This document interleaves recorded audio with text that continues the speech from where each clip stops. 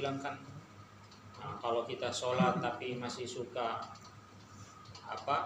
maksiat, itu sholatnya tidak ada gunanya. Padahal tidak, sebentar. Sholat itu banyak gunanya, Pak. Belum sholat, baru wudunya saja, anggota tubuh kita di akhirat akan bercahaya, dan dengan cahaya tersebut Rasulullah SAW akan mudah mengenali umatnya. Jadi kalau di dunia, Pak, tanda pengenal kita ini ada KTP, ini muslim atau bukan muslim.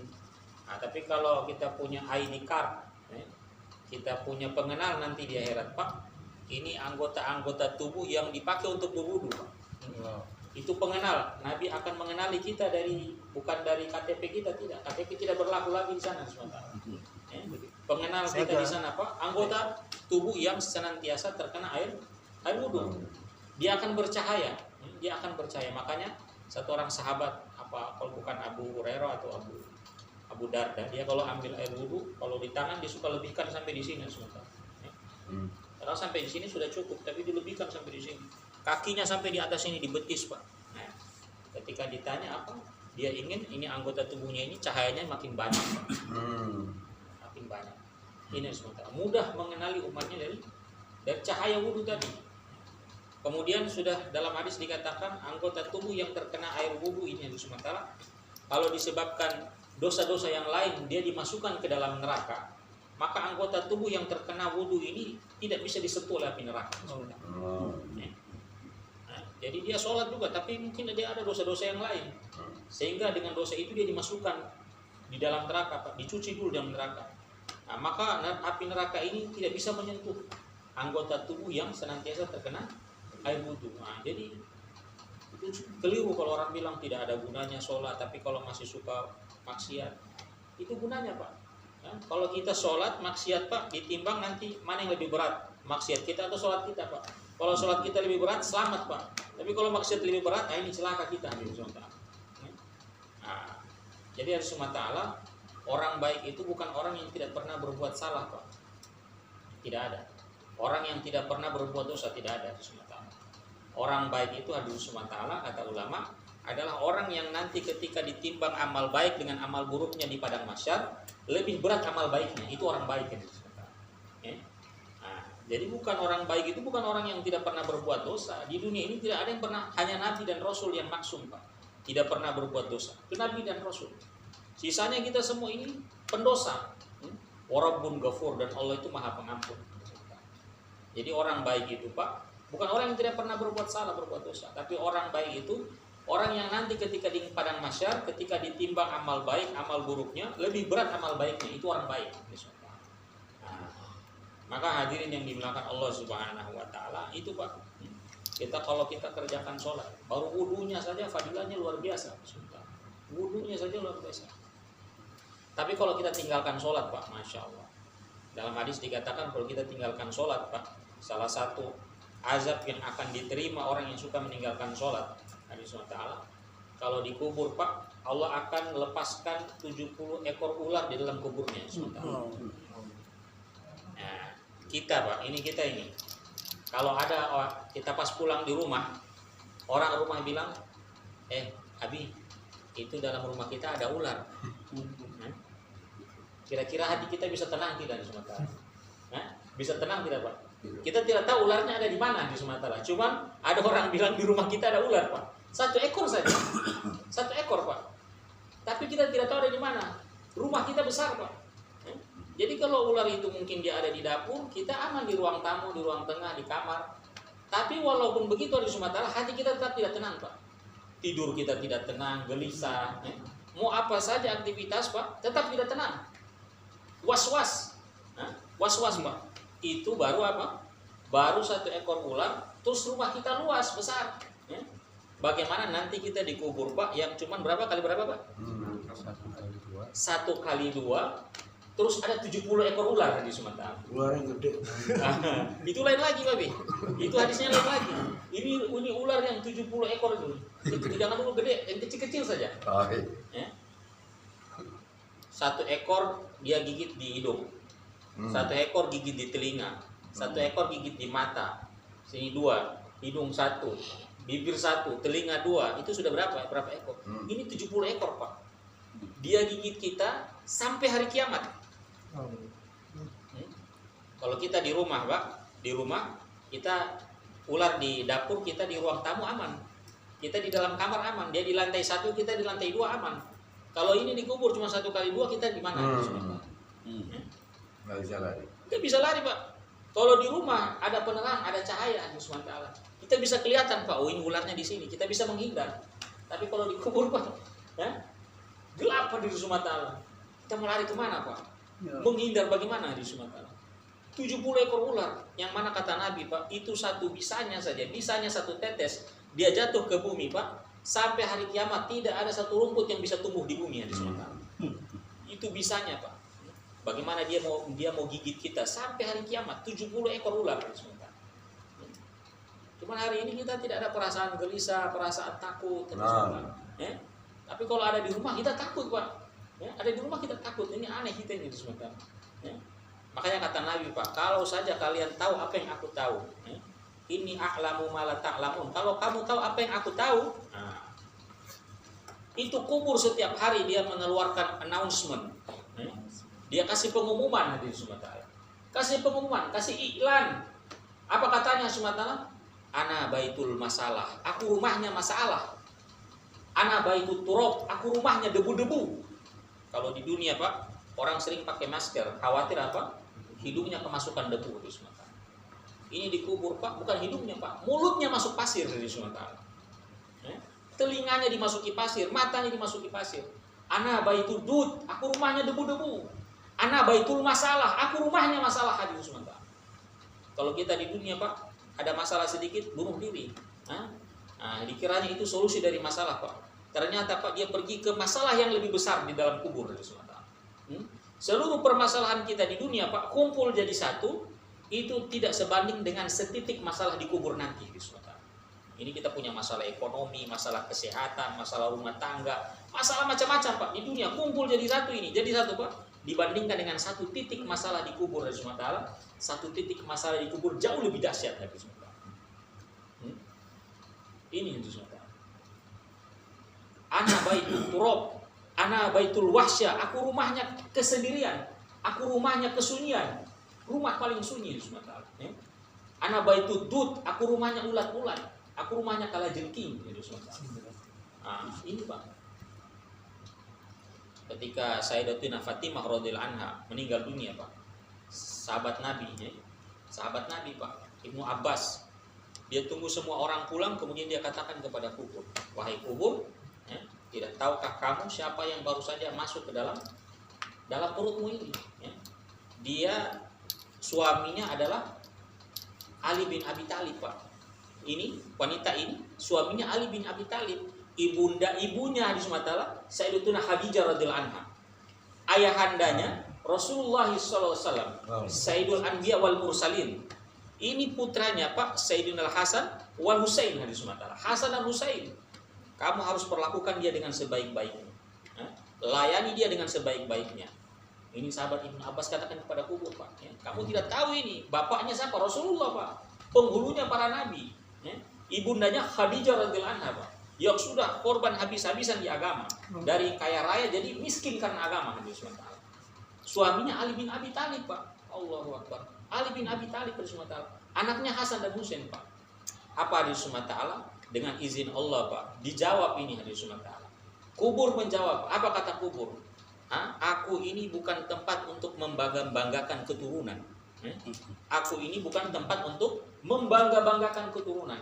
Kalau dia datang kepada aku dengan membawa iman dan amal soleh, aku akan menjadi sebaik-baik tempat buat dia. Aku akan meluas sejauh mata memandang. Aku akan hamparkan permadani, wangi-wangian. Aku akan jamu dia dengan sebaik-baiknya. Mau dia tidak peduli, mau dia anak siapa, suaminya siapa, istrinya siapa, cucunya siapa. Tapi kalau dia datang dengan membawa iman dan amal kepada aku, maka aku akan jamu layani dia dengan sebaik-baiknya sampai hari kiamat. Tapi kalau dia datang kepada aku dengan iman dan amal yang buruk, maka aku akan menjadi seburuk-buruk tempat buat dia. Seburuk-buruk tempat. Kata Nabi, tidak ada pemandangan yang lebih menakutkan melebihi pemandangan alam kubur. Allah. Ya. Buka kubur itu menakutkan, bukan ada kuntilanak di situ, pocong, bukan Nabi SWT. Ya. Tapi yang di dalam kubur itu, Pak. Sehingga kata Maulana Yusuf rahmatullahi alaih, beliau katakan, apa yang kita lihat saat ini itu bukan kenyataan. Apa yang kita tidak lihat itu kenyataan. Apa yang kita lihat itu bukan kenyataan. Kita lihat bangunan ini megah, ini ada rumah mewah, bangunan tinggi, itu bukan kenyataan Nabi SWT. Kenyataan apa yang kita tidak lihat itulah kenyataan. Kubur yang kita tidak lihat itu kenyataan Nabi SWT. Itu kenyataan. Makanya dalam Al-Quran Allah selalu bilang mati dulu baru hidup Nabi SWT. Summa yumituni, summa yuhyin. Alladzi khalaqal mauta wal hayata. Mati dulu baru hidup. Karena apa di SWT? Karena Allah mengakui yang namanya hidup, Pak, itu sesudah mati, bukan sebelum mati di SWT. Ini kehidupan dunia, Pak, kehidupan mata'ul gurur, lahibun walahun, permainan, sendagura belaka saja. Ini kehidupan yang main-main kita serius, Pak. Kehidupan yang serius kita main-main di SWT. Dunia yang main-main kita serius, Pak. Kita tekuni. Kita tekuni. Siang malam pontang panting Nabi SWT. Pontang panting siang malam, Pak. Tapi akhirat yang serius, Pak, yang serius kita main-main Nabi SWT. Kita main-main, Pak. Ya. Sholat kita main-main Nabi SWT. Baca Quran kita main-main. Kalau makanya Nabi SWT, kalau orang bilang Nabi SWT, kalau kita kerja jangan lupa sholat. Kerja sungguh-sungguh jangan lupa sholat. Kata Pak Cecep apa? Sholat sungguh-sungguh jangan lupa kerja. Sholat sungguh-sungguh jangan lupa kerja. Ini Pak. Makanya kata Syekh Zakaria rahmatullahi alaih, kalau saja hari ini takutnya manusia pada kemiskinan sama seperti takutnya kepada neraka hadis Allah, maka semua orang masuk surga, Pak. Semua orang masuk surga. Yang sekarang paling ditakuti orang, Pak, bukan neraka. Bukan ajab kubur, Pak, ular di kubur 70 itu tidak takut, Pak. Yang paling ditakuti apa? Miskin di sementara. Ini yang paling ditakuti, Pak. Kemiskinan. Makanya kalau kita takutnya kepada neraka, Pak, menghindar dari ini neraka sama seperti kita menghindar dari kemiskinan. Kita takut daripada jangan sampai kita ini termasuk orang miskin, susah, tidak ada makanan, makanya kita pontang-panting. Kalau kita usaha seperti itu, Pak, untuk akhirat, maka kita akan masuk surga semua di surga. Masuk surga semua. Cuma hadirin semata alam, dunia ini kata ulama, Pak, dunia ini sifatnya penipu di semata alam. Manusia punya sifat pelupa, Pak. Pelupa berteman dengan penipu, Pak. Manusia ini pelupa, dunia penipu. Pelupa, dia berteman dengan penipu. Akhirnya hari-hari ditipu terus sama dunia, ditipu terus sama dunia. Sehingga kalau diajak untuk kebaikan, Pak, dia bilang insya Allah saya akan buat itu. Sehingga kata Nabi, Pak, apa? Banyak orang punya angan-angan lebih panjang dari umurnya di surga. Angan-angannya, Pak, nanti mau tobat kalau sudah tua. Ternyata belum tua sudah mati di surga. Angan-angannya mau fokus beribadah, makmurkan masjid, mau belajar baca Quran, nanti kalau sudah pensiun. Ternyata belum pensiun sudah mati di surga. Angan-angannya mau memakmurkan masjid, fokus beribadah, kalau sudah menikah, karena kalau masih bujang susah, banyak godaan. Kalau sudah menikah baru mau fokus ibadah, ternyata belum menikah sudah mati di surga. Ini, Pak. Angan-angannya, Pak, mau tobat kalau nanti sudah bulan Ramadan. Nanti sekalian aja bulan Ramadan, itu pahalanya berkali-kali lipat. Nanti saja kita mau tobat nanti bulan Ramadan. Ternyata sebelum bulan Ramadan sudah mati itu semua. Ini kata Nabi apa? Banyak orang punya angan-angan lebih panjang dari umurnya, Pak. Angan-angannya nanti mau keluar nanti 2025 di Sumatera. Ternyata belum 2025 sudah mati di Sumatera. Sudah angan-angannya sudah lewat dari umurnya, Pak. Ini Nabi garis begitu, Pak. Garis kotak. Ini umur manusia ini. Kemudian Nabi cari garis lurus panjang, Pak, melewati itu garis kotak itu. Sahabat tanya, apa ini ya Rasulullah? Nah, ini umur manusia ini, kotak ini yang segi 4 ini. Terus yang garis lurus ini yang melampaui ini, kotak itu apa? Nah, kata Nabi itu angan-angannya manusia. angan-angannya Pak lebih panjang daripada umurnya di Sumatera. Dia punya target, nanti 2026 nanti saya akan bangun ini di sini. 2030 nanti saya akan ini buat ini. Saya punya proyek ini, saya punya ini. Itu sudah sampai 2040 rencananya di Sumatera. Umurnya cuma sampai sebentar malam Pak. Rencananya sudah sampai 2040. Umurnya cuma sampai sebentar malam. Nah, maka di Sumatera kata Imam As-Suyuti rahimahullah taala, kita manusia ini sering terkena penyakit yang namanya at-taswif. Ini penyakit at-taswif ini kata Imam Suyuti, penyakit suka menunda-nunda amal kebaikan. Hari ini saya tidak sempat beramal, tidak masalah karena masih ada esok hari. Hari ini saya tidak sempat sholat, saya tidak sempat tobat, tidak masalah, kan masih ada esok hari. Esok hari tidak sempat lagi sholat, tidak sempat baca Quran, tidak sempat minta maaf sama orang tua, tidak sempat minta maaf sama tetangga, tidak apa-apa, masih ada esok harinya lagi. Esok hari tidak sempat lagi, tidak masalah, masih ada bulan Ramadan. Allah. Suka menunda-nunda amal kebaikan. Jadi setan Pak, salah satu tipuan setan itu, jadi dia buat amal yang kita bisa kerjakan sekarang itu, diperlihatkan itu amal yang kecil Pak, dengan memberi angan-angan kita bisa mengerjakan amal yang jauh lebih besar tapi di esok hari. Jadi disuruh tunda, jangan dulu sekarang. Ini kecil ini amal ini, nanti besok aja. Besok kamu bisa buat amal yang lebih besar dari ini. Ditunda itu di Sumatera. Besok begitu lagi di Sumatera. Ini Pak, pelupa berteman dengan penipu. Bagaimana supaya kita tidak ditipu terus sama dunia Pak? Kita keluar 3 hari di Sumatera, supaya tidak ditipu terus sama dunia di Sumatera. Ini kalau kata ulama di Sumatera, kata ulama Pak, ini seperti anak kecil yang bangun istana pasir di pinggir pantai. Ketika dibangun istana pasir di Sumatera, ditanya, ini buat apa ini? Dia bilang, wah saya ini mau buat istana ini. Oh, buat istana. Pas sudah mau maghrib, ibunya panggil, panggil pulang. Pulang, sudah maghrib itu. Itu istana Pak yang dia sudah buat dari siang sampai maghrib itu ditinggalkan begitu saja di Sumatera. Tidak dipedulikan lagi. Begitu juga dengan manusia Pak. Manusia di Sumatera dia bangun dunianya Pak. Puluhan tahun dia bangun dunianya, susah payah di Sumatera. Tetapi ketika Allah panggil dia di Sumatera, sudah waktu mau pulang ini, pulang dulu. Maka semua dia punya istana yang dia bangun puluhan tahun, ketika itu langsung ditinggalkan. Dia tidak pedulikan lagi. Maka hadirin tuan-tuan yang dimuliakan Allah Subhanahu wa taala, maka ini Pak, dengan usaha yang kita buat ini di Sumatera, belajar bagaimana kita kita meninggalkan dunia Pak. Sebelum meninggal dunia. Jangankan kita meninggal dunia yang selama-lamanya Pak, kita cuma 3 hari saja kita tidak ikhlas. Kita mau tinggalkan dunia kita 3 hari saja kita tidak ikhlas. Bagaimana kita mau meninggalkan dunia kita selama-lamanya nanti di Sumatera? 3 hari saja kita berat Pak. Makanya ini orang sakratul maut Pak, dia rasakan sakit yang luar biasa. Karena apa? Karena dia tidak ikhlas tinggalkan rumahnya yang dia bangun, dia bina puluhan tahun. Dengan susah payah, dengan keringat, dengan air mata di Sumatera.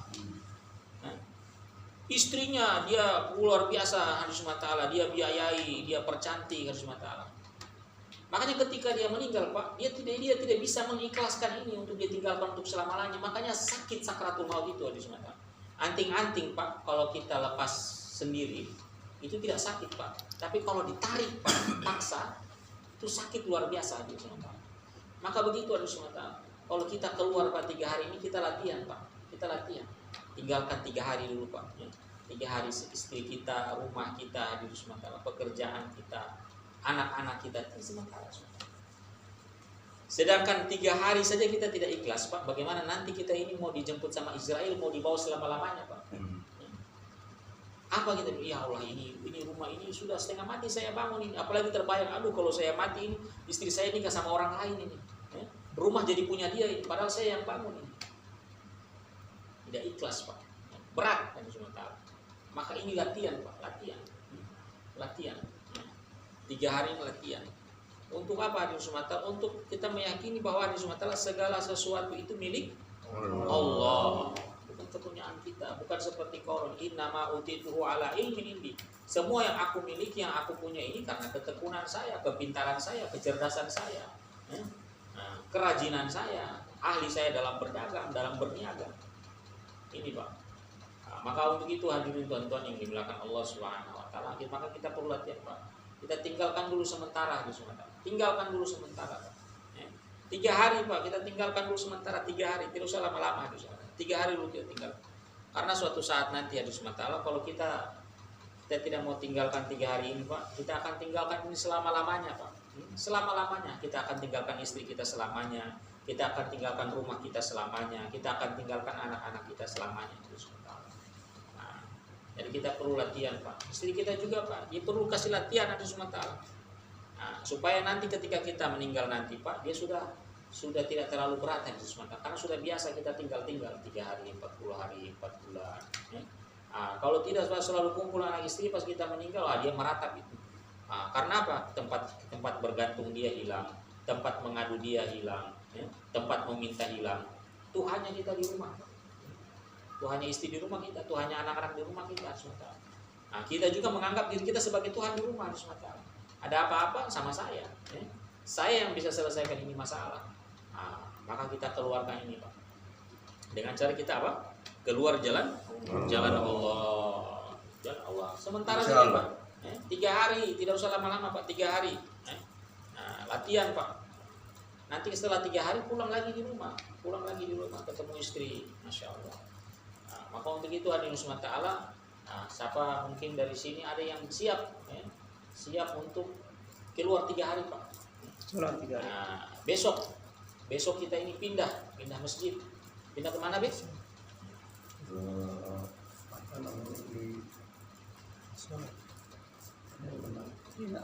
Molek dulu kan? Molek. Banyak Ustaz. Molek. Ini Pondok Gede sedikit kan. Dari mau Pondok Gede nggak jauh. Dari mana? Mau Pondok Gede. Oh, iya. Nah, jadi besok pagi ya, kita pindahnya. Boleh Pak, mungkin dari sini ada yang siap temani 3 hari. Ya. Bapak itu siap 3 hari Pak, temani kita. Tamasa Pak, Tamasa Islam Pak. Persiapan. Nah. Oh ya, insyaallah. Semoga cepat sembuh istrinya. Iya.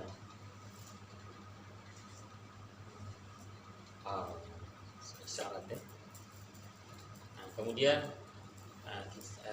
ini hari terakhir kita di sini. Jadi saya mewakili jemaah Gorontalo yang sudah 3 hari itikaf ingin menyampaikan banyak-banyak terima kasih kepada seluruh jemaah, pengurus masjid maupun pak imamnya, jemaah masjidnya, karena yang telah menerima kami di sini, mengizinkan kami memakai fasilitas yang ada di sini. Kami tidak dapat membalas kebaikan tuan-tuan semua yang ada di sini. Kami hanya bisa berdoa semoga Allah Ta'ala yang balas kebaikan tuan-tuan. Kemudian saya juga mewakili jemaah Gorontalo ingin menyampaikan permohonan maaf yang sedalam-dalamnya. Sekiranya selama kami di sini banyak perkataan, perbuatan kami yang bertentangan dengan adat istiadat di sini.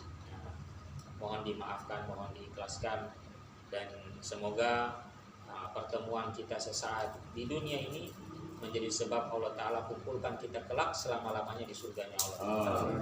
Amin ya rabbal alamin. Mungkin hanya ini yang bisa disampaikan. Lebih kurangnya saya mohon maaf, yang benar datang dari Allah, yang salah datang daripada kedaifan saya sendiri. Kepada tuan-tuan saya mohon maaf, kepada Allah Ta'ala saya mohon ampun. Tidak sia-sia majelis di hadapan Allah Ta'ala bila kita sebagai para majelis. Subhanallah wa bihamdihi, astagfirullahaladzim. Assalamualaikum warahmatullahi wabarakatuh. Ya Bang, misal ini jemaah Gorontalo 3 hari di Ulak ini di Pondok Gede, besok untuk pindah ke mana pindahnya? Molek ya. Ya, kemudian ini jemaah dari Pondok dari Gorontalo ya, dalam rangka bagaimana supaya kehidupan kita ini sesuai dengan kehidupan agama. Subhanallah.